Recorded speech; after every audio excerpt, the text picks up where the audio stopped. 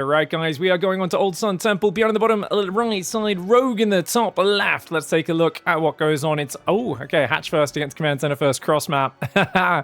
Cross map, always good for Zerg here on Old Sun Temple. And I'm sure Rogue is going to be feeling very good about that once this Overlord spots the lack of BYUN up here.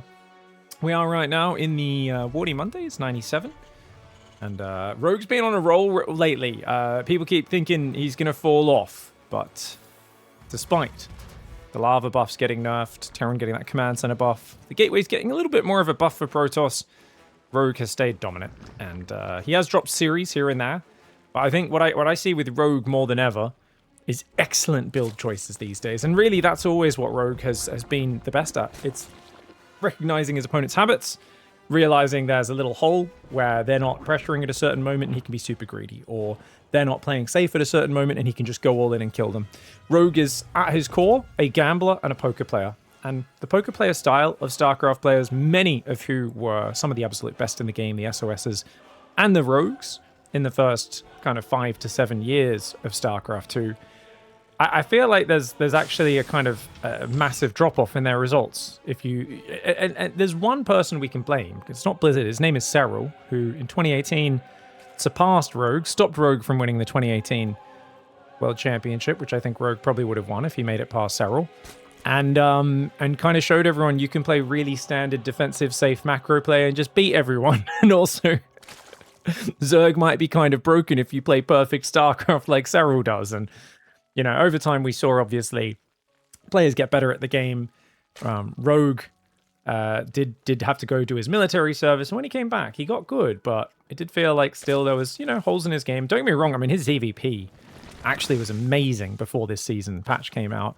I kept saying there was a hole in it where he was never getting punished for going Glaive Adepts. But, he for skipping Roaches and Banes and not getting punished by Glaive Adepts is what I mean. But it's kind of interesting because Rogue will gamble like that. Against Terran, his weakness is proxy barracks. If you proxy him, I mean, his micro is just not that good in high-pressure situations. Rogue likes to win off decisions, not micro, which is why if you look at, 2021, I want to say, him and Dark had a lot of epic ZVZ series as he goes for a very quick lair, most likely 2-base Mutalisk. Could go for a Roach build. I've seen him go Carapace Roaches off this opening as well. Keep our eyes on it. But yeah, if he gets in like a really clutch situation against like a 12-pool drone pool, he can get out microed by a Dark or a Rainer or someone like that. But when it comes to just thinking outside of the box, like I feel like a lot of players, they go, okay, this seems to work over on the left, this seems to work on the right. This is the kind of range of my strategies that I'll do. And Rogue, he's always analyzing and going, oh, people assume I'm going to play this certain way, therefore there's this new thing that's opened up. I can actually go 3 hatchery before pool, get away with it. I can go for this crazy 1-base all-in, get away with it. And he's always trying to push the envelope in that regard. So curious to see what he does here against BYUN. BYUN is going bio, not mech. I think cross map on this map, I kind of prefer mech personally. Just because it feels like the spaces are so big, and the problem with mech is it's hard to finish your opponent off. That even when you get ahead, you kind of just have to keep expanding and go to the very late game to eventually wear your opponent down. But I think finishing your opponent with bio cross map on Old Sun Temple is near impossible as well, so you might as well get the efficiency of the mech. That being said, bio mine can absolutely still find good work. 5-worker advantage for Zerg right now. The Hellions are just roaming. You can see he's into 3 barracks. Should be seeing double gas and double engineering bay. The reason he's gone straight double engineering bay before the gases, guys, is because, remember, there's no Banshee, right? Well, there is, but it's no cloak. So single cloakless Banshee, no Raven, nothing fancy there. It's a very minimal commitment to map control for Hellions and a Banshee. Command center in the wall off. And from there, BYUN will be going directly to bio. Spire's already almost up, though. This is a pretty minimal defense. 10 to 12 Zerglings and 3 Queens is how Rogue loves to play his 2-base muta. He does get a reasonably fast Baneley Nest, but he doesn't like building a Spine Crawler.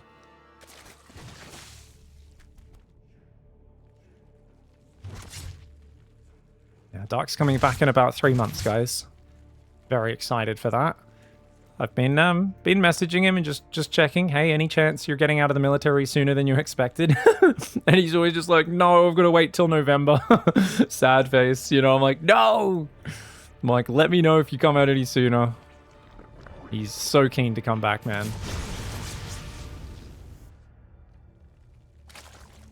I hope the hours aren't too crazy while they're doing military service, because I know he's got a young kid at home. He's probably getting 1.5, 2 years old now, right? So sure, Dark is hopefully getting some time with the family while he's doing the military service. The main thing is even if you don't have crazy hours in that military service, you can't do other work at the same time, right? So hopefully it kind of works out for him. At least he's not having to travel to too many StarCraft events or anything like that. Nice contaminate. Slows down a bit of marine production there. Good to see it. Did he lose the Overseer? He did lose the Overseer. Mutalisk's coming across this map right now. Double Evo's coming in very quickly. So Rogue realizes this is not going to be about just holding the Muta key down only. He does need to get the upgrades behind it. He's building 5 more, which will bring him to 14. Some players will stop after the first 6 to 8 mutas.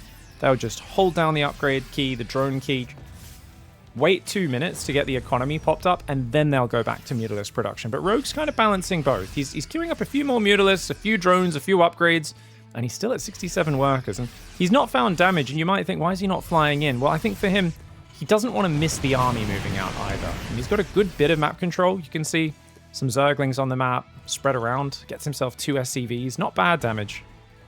And BYUN, of course, has to be very focused on starting 2 upgrades. Getting the mine production non-stop and thinking about Thors wherever possible. Mutalisk count continues to grow. Another 4 Mutalisks on the way. So I think for Rogue, it's going to be just get to 25 Mutalisks as quickly as possible. And then you can start just one-shotting or two-shotting missile turrets flying into the base and really causing havoc. But the push is starting to come out. The Marines do stim after those Mutalisks there. Watchtower has been taken. I do like the Zerglings coming in. I think this is something where too many players, they think of this only as the Mutas being a counterattack unit. But oh no, Rogue supply block. Rogue supply blocked. This is a nasty time to be supply blocked. He needs a lot more Banelings.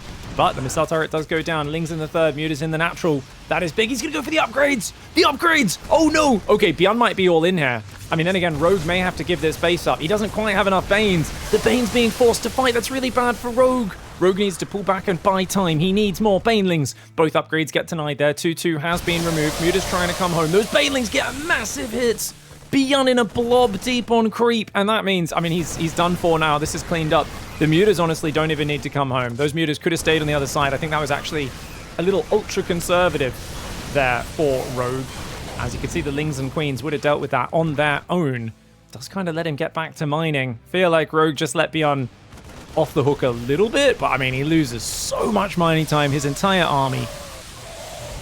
It still feels really bad for BYUN losing those upgrades. Yeah, he's got to restart the eBays only now. Oh, man. And this allows Zerg to catch up. And if Zerg's got 20 Mutas on the map, they've got the 4th base up. This will be redroned in no time. And they're not behind in upgrades anymore, which is the whole thing with Bio versus Mutas. A really good start here for Rogue.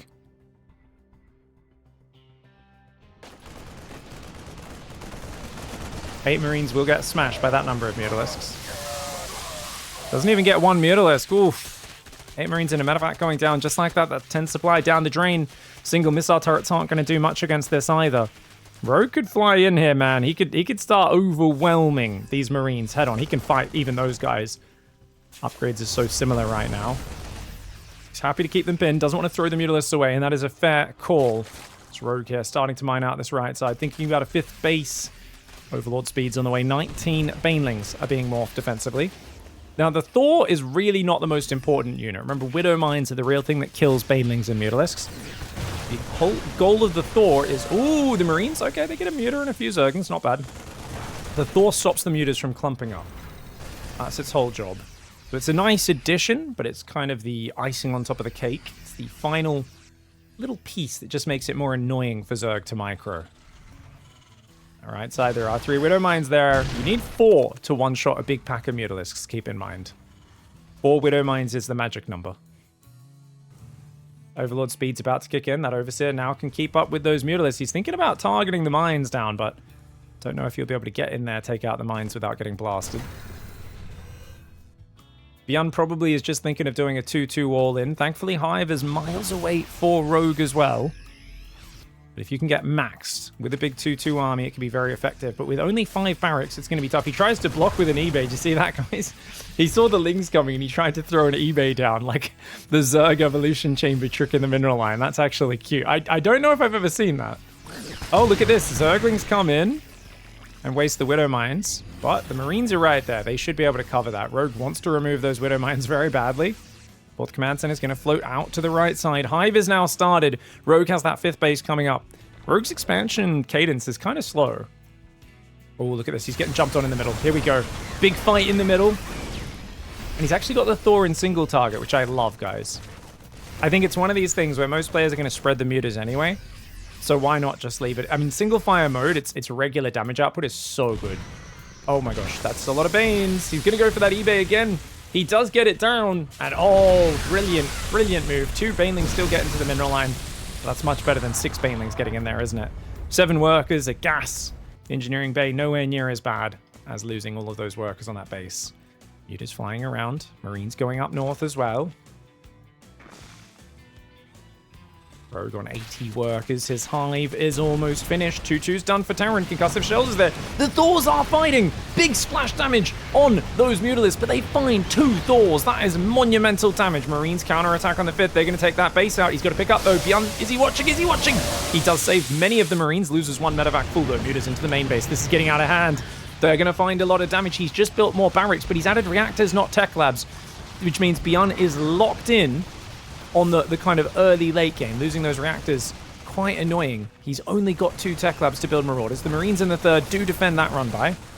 Rogue could be in trouble because he's still on Lingbane Muta. Let's clean this drop up, even though a few Banelings get wasted there. He's on 85 workers. I mean, obviously, Rogue's got the forward position and the better position right now, but I worry that the army supply is going to get out of control. Speak of the devil. These Widow Mines actually get some good shots. Command Center needs to lift. Oh, it doesn't. It actually gets taken out there. The Marine Marauder should be able to clean these Banelings up. And indeed it does. I don't think BYUN should be here, though. This is 1/4 of his army, maybe half at most. This deep on creep, isolated. I know the game's chaotic, so he wants to put counter pressure on, but now he loses all of his Marines to Banes there. Didn't quite have enough Marauders, Mines to help support that. You can see how much of his army is at home. And this is always the push and pull that you struggle with against Mutalisks, because how do you counter pressure them without having their extra mobile army come back, group up, and just shut down one small section of your army? Another Thor. Is that 4? 3 Thors have gone down this game. They're so expensive. Remember, guys, Thors cost as much, well, not quite, but as much as an Ultralisk, slightly more technically, as Ultras are 275 minerals these days, but almost as much as a Battlecruiser. They're a very expensive unit. 500 resources. I guess a Battlecruiser is 700, so there's still a decent gap there, but they're not units you want to be throwing away. I mean, the units lost tab is meant to be massively in Terran favor. Instead, it's less than 1,000 difference between the two. The Mutalisks have just found so much value. And these missile turrets are finding amazing damage. A few Banelings trying to roll in that side at the same time. Massive Marine push on creep. The Banelings roll into him on creep. Beautiful roll by, clearing up most of the Marines, which is the main damage units. At the same time, Mutas do clean up the Widow Mines over there. Looks like these Banelings didn't kill many SCVs at all. The army on the front still firing, but there's not many Marines and Mines left. The Marines Marauders very low. The Ultras are here just in time. They don't have chitinous plating just yet, so the Marauders are able to deal with them. But it's going to be very, very close, and those Mutas still dancing around the back. There's not that many Mutas on the map. There's enough to be a nuisance. The turret does not repair. Too much going on, and BYUN is going to have to tap out. It's cross-map Old Sun Temple. Honestly, a little bit tighter and a little scarier for Rogue than I thought it would be. Old Sun Temple is a fantastic, fantastic cross-map spawn for Zerg. If you get the horizontal spawn, it feels like it might be a little Terran favored. If you get cross-spawn, it's quite a bit Zerg favored, but very nice play with the Mutalisks there. And I think if BYUN had known from the get-go this was going to be cross-map, it might be a little bit like Old Republic, where he either plays straight to mech and just says, well, I'm going to bypass trying to push cross-map on this map because that's just going to feel terrible, or perhaps go for a really sharp, like Hellbat Marine all-in or something like that, because you really don't want to be playing against Mutalisks on the cross-map. And if you could find some sort of really sharp timing, maybe you could get rid of him. That being said, what time does the Bane Nest finish? Is there like a window where the Bane Nest isn't done? Where if you hit with like 5 minutes 20, 5:30 Hellbats. Yeah, you could hit, I guess if you hit before 5:20, The Bane the Nest is only finishing like at 522, 523. So if you could hit like a 5-minute Hellbat timing, not sure how many of those are around. I think that would be really, like, this build order of Rogue is incredibly vulnerable. Obviously, the problem is, even when you scout that it's a 2-base opening with a delayed third, as BYUN, half the time, maybe not half, but a good percentage of the time, Rogue is doing a 2-base roach push. So you need to either dart in here and see if there's a roach warren in the wall, or, you know, check if he's doing that. Because he could be going carapace roaches, which is obviously going to shut down any sort of Hellbat timing. And that's part of how, you know, Rogue's very aware of the poker game. He likes playing builds that have a bit of a risk baked into them, but he just makes it very difficult for you to predict when that risk is going to happen and then to take advantage of it. So he's a player. You've got to study Rogue, and you've got to find the little habits that he has, because he's very tricky. Nice game one for Rogue. All right, guys. Behind the bottom right side, he's going to go Barracks Gas low ground. Looks like a 2 Barracks Reaper build. Rogue not fearing the proxy barracks, going for a 16 hatchery. Okay, Rogue up a game and does not mind playing with fire. Is he sending his Overlord to look for proxy barracks? He's not. So no safety precautions against proxy barracks. I mean, this is a clear sign. You gotta put the fear in him, BYUN. We'll see if Tyrax Reaper can achieve that. I don't think Tyrax Reaper really punishes a hatchery first at all. It just creates a bit of pressure, denies creep, and gets forward. Chat says, is Hybrid Terran actually viable nowadays? Hybrid Terran? What does that even mean? Hybrid Terran, as in like Biomech? Biomech has been very good in Silver League for a long time. So the trick with that build order is you build an engineering bay now, you make +1 weapons, and then you make a starport and only make battle cruisers. I've seen it in Silver League a lot. It's got a pretty high win rate. They also like to make Blue Flame for their Cyclones, you know? In general, I was casting some really low-level Age of Empires 2 games the other day as well. I've noticed that strategy games, below a certain level, people only make upgrades for units that they don't have. They'll never make the upgrades for the units they have, only for the units they don't have. You're like, what are we doing? All right. Yeah, no, I think hybrid Biomech's usually been very trash. You can do 2-factory Blue Flame into Bio, for sure. You can also do 2-factory, like, Widow Mine drop spam into Bio. These have both been valid styles, but you're not really committing to the mech. You're not upgrading those units, other than just the Blue Flame or the Drilling Claws in those scenarios. So those are very specific, just super heavy harass Bio builds, essentially, that rely on pinning the opponent at home with the constant attacks on their workers. Often you have very little army if there were to be some sort of crisp counter-attack, but you get away with it because they're just stuck at home defending an onslaught of Blue Flame Hellions or Widow Mine drops or whatever it is. Now the Reaper's coming in, guys. Finding a little bit of chip damage, but nothing too serious. It's only 3 Reapers to start. I think there's a big comfort factor with doing the 2-Rex Reaper. I think the reason Terrans love 2-Rex Reaper is if the Zerg does mess up a bit, you can get quite far ahead. And I mean, he got supply blocked pretty badly, so Rogue already does make one decent mistake here. But he hasn't taken any direct damage. He's got link speed very well timed, 9 Zerglings out. The Queens have been rotating to track the Reapers really well. If he dives past ahead, then he's running into the Zerglings. And I mean, you've killed 1 Zergling, so even though, yeah, you got supply blocked for a while, Rogue eventually spends his lava here. Holds that drone key down. Evo Chamber goes down very early. 2-base Evo Chamber. Interesting. And no doubt going to go for an early Carapace. You know there's 2 barracks, so BYUN's almost certainly going to be building Stim Marines afterwards. Carapace, of course, one of the best upgrades to get against that. Factory in the starport there as well.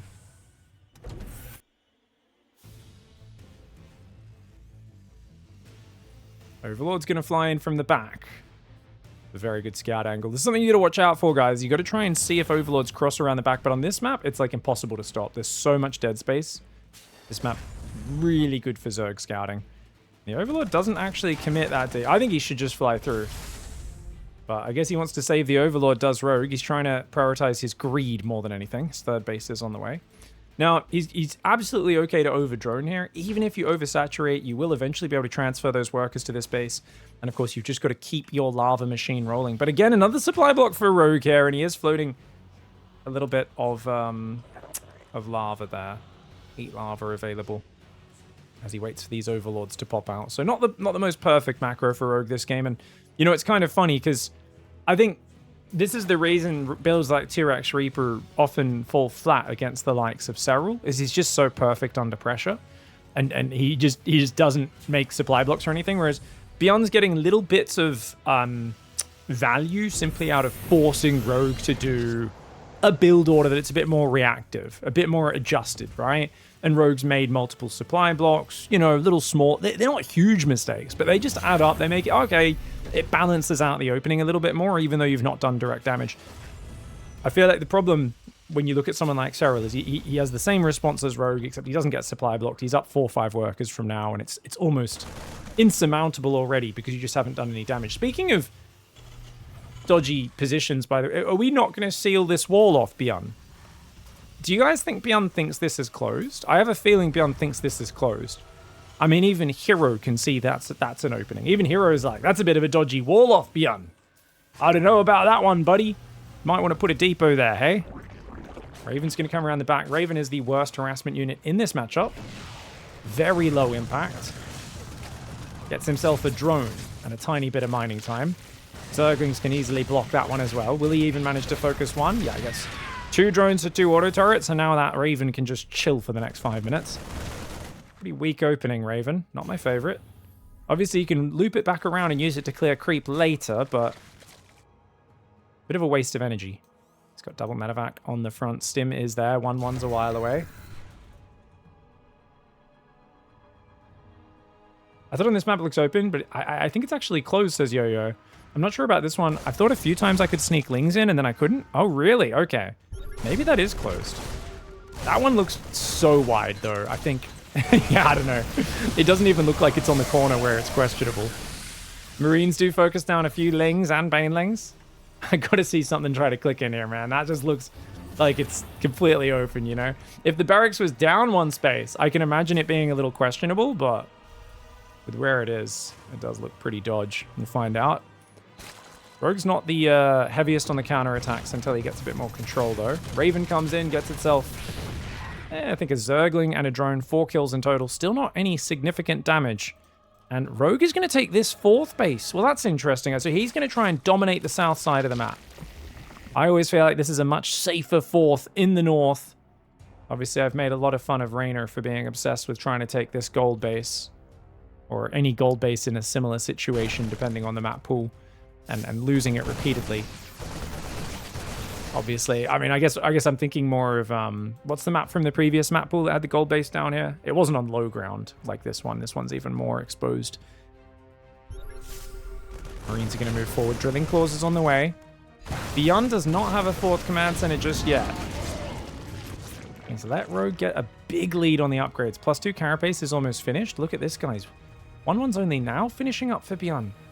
So BYUN's 1-1 is very slow for such a chilled out kind of passive build, but I think this is just the early lead Rogue got from defending the 2 racks Reaper so nicely. He's also building spores around his bases just to make it so drops are going to be punished a bit more, and I think that's a very necessary move. You can see the drop comes in anyway just before that spore is done. Rogue's going to pull his whole army to defend. There's an army down south as well. He's got to watch out for that. Marines just chilling. They're going to go for the 5th base denial. Oh, he might actually take out the spore crawler first. Okay. Good choice. Clears that from there. Baneling's going to roll in. Engineering Bay goes down. Oh, the Engineering Bay Chad Hammer combo. Very nicely done. BYUN's been really good with those eBay blocks, hasn't he? Kind of funny in this series to see him using that over and over again. I feel like we don't see it very often. Nice move. Zergs have been using it for quite a while. It's become standard for Zergs to block with Evo chambers. Makes sense. Other players would start to do the same. Infestation Pit almost finished. +1 range, +2 melee. Hydra movement speed coming in behind the Groove Spines. Rogue is only on 76 workers. He's making 5 more. It feels like he's kind of just waiting for BYUN to overextend. So far, BYUN not making that mistake. Well, a couple Marines go down to the Banelings. Nothing too crazy. That's got to be a misclick. Almost loses a medevac. This Raven just got F2'd home. That's unfortunate.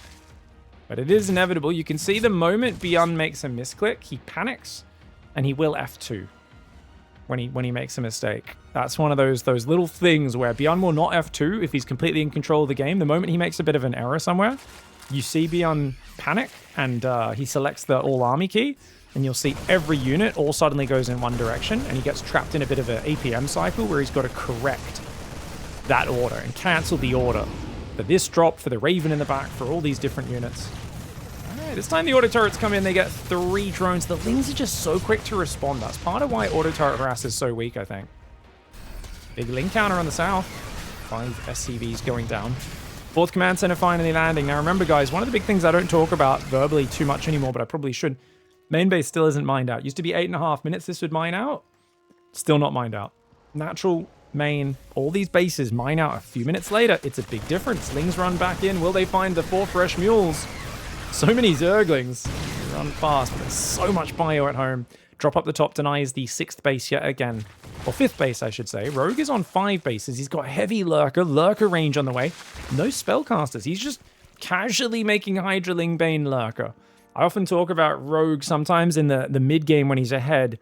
He looks lazy as a player, and what I mean by that is he will not look to press his advantage because he's such a devious player. He doesn't want to just go for a timing. He wants you to commit to something, and then he wants to counter what you're doing. And the funny thing about a counterpuncher is sometimes when they're ahead and they should just go win the game or hit a sharp timing themselves, they waste a bit too much time. In this game, I think it's quite fine. Here we go. Yeah, now he's going to go for it. And this 3rd base is the goal. Look at all that infrastructure. No planetary fortress, no siege tanks. He's got 3 siege tanks, but none of them are covering that 3rd. These Lurkers are unstoppable. He's got to abandon the base, which means he's going to lose the reacted factory, the depots, the gases. This is always the best Lurker push angle. Back when Lurkers first became meta many years ago, a laser Rainer taught us about this. They said always attack the 3rd with your first Lurker timing. That is where Terran cannot defend. Often they're focused on defending the 4th. That's where their tanks are, their planetary is. They might have 1 siege tank at the 3rd. You run in there, you siege it up. There's always all these depots, these gases. Even if the Terran runs away, he loses mining time and he loses a ton of infrastructure. So it's always a very good value angle as your first Lurker timing hits the 3rd base.